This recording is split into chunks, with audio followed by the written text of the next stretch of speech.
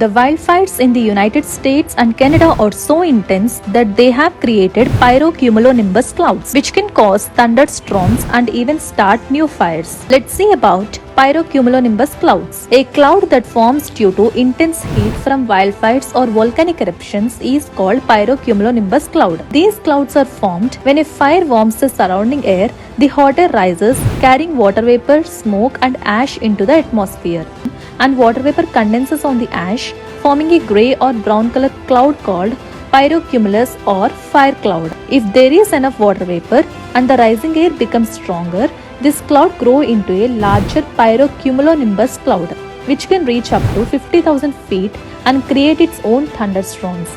Through some studies, scientists believe that climate change and rising temperatures play a key role in increasing the occurrence of wildfires and leads to the formation of pyrocumulonimbus clouds.